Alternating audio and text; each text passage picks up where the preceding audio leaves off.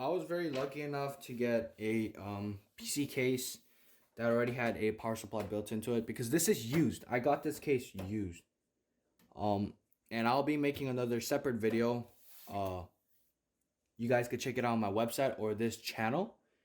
To get used parts in Korea safely and affordably, pretty much. So I'll be making a separate video for that. You guys could check that um in this channel, or I'll leave it in the description below as well.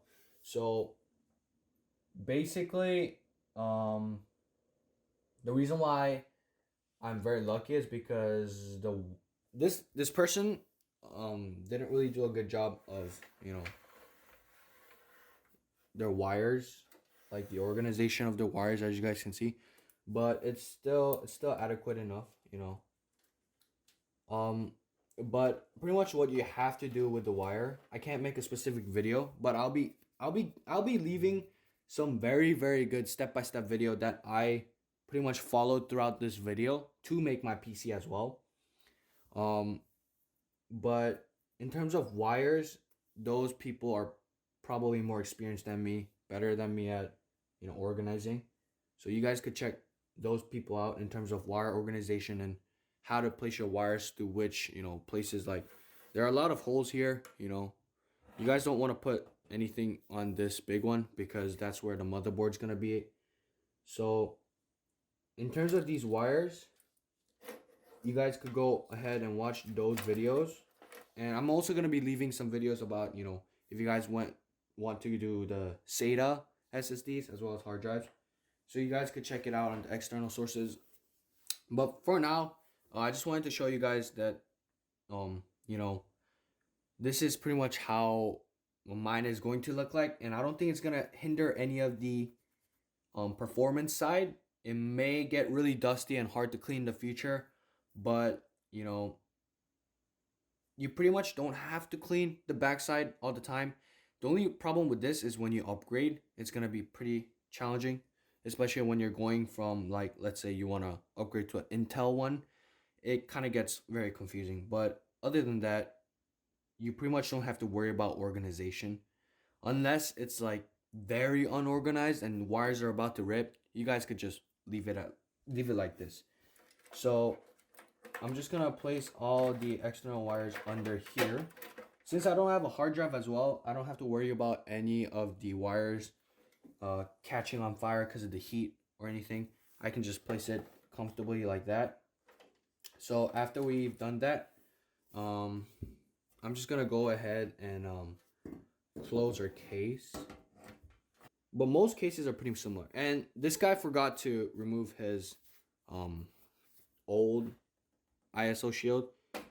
To be honest, it's actually my first time removing it, but okay. There we go. You just have to push it slightly and it should pop right out. And this guy had a Aorus motherboard. If we do look at our motherboard, you just want to align it the same way that the motherboard's gonna be facing up. So the CPU side will be up on the case. So we just have to measure. Okay, so the 3 holes are going to be on the bottom side when you're using the B550M Pro 4 of ASRock. Okay, so we just gotta, all you have to do is just push it in slightly until you hear like a pop sound. There we go. Now the top side. There we go. And that's pretty much it for that. Okay, so now that we're done with that, we wanna lie our PC down so that we can get ready to place our motherboard. Okay, so when we want to place down our motherboard, we first have to know where our holes are going to be. So we're just gonna lightly just scan the area. As you guys can see, there are like holes right here on the motherboard. This is where you're gonna secure your motherboard into the case. So as you guys can see, there is one right here that we can place, one on the corner. So I'm guessing when we do place this down, it's going to be around right here. So we want to place down one here, one on the top corner, one right here, and one on the bottom right here. Yep. So those are the 5 places we're going to place our screws down. So one here. Now this does take a lot of time, so I'm going to be skipping this part of the video since it's easy and you guys could follow. Good luck to you guys. So as you guys can see, I decided to just remove the fan because it was pretty challenging to place my motherboard with the fan on. So now it should be a little bit easier when we place our motherboard down. So you want to kind of be careful so you don't scratch the back part of your motherboard, and you just want to just gently align your motherboard down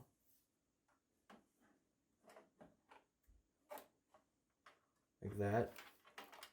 Make sure you just remove all the cable that are below the motherboard like that, and then you just drop it in, and there you go. And then screw it from, try screwing it from the outside first, as it is easier to do that in the beginning. And we are pretty much done with securing our motherboard in. Okay, so now that we've done that, now we have to do not the hard part, but the complicated part. But it's actually easier than you think. So first of all, we have to connect our right here. So first of all, we have to connect our HYM port, which is this one right here. Okay, there goes the fan, which is this port right here with 1, 2, 3, 4, 5, 6, 7, 8 pins, and this goes on the top left side. So usually the top left side. So make sure you align the hooks as well. After you aligned it, you just want to get the right angle, and then you just want to press it down onto your motherboard until you hear a crack like that. Now that you're done with that, you want to go ahead and plug in your main power supply source, which is this really long one. And then likewise, you just want to line this up correctly, and then just press it in until you hear a pop sound. Yep, that's good enough. Okay. And after you've done that, you're pretty much done with the biggest, easiest part. Now here comes a complicated part, which is the USB 3.0, as well as these HD LEDs and the audios as well. These very, very small ones. These are the complicated part right here. These small, tiny ones. HDD LED Plus, Reset SW, and the power LED. So we're gonna go ahead and do that at the end. So we're just gonna place that towards the corner for now, and then we're gonna try placing the easier part, which is the bigger HD audio, as well as the normal USB 2.0.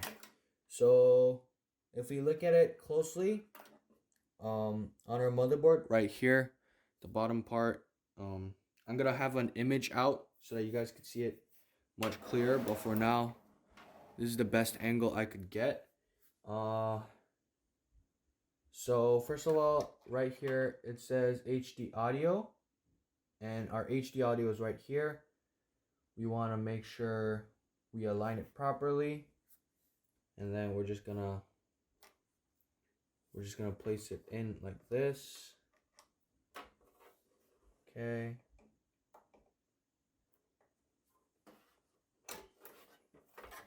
It's actually pretty challenging since it's at the most bottom part, but just hang in there.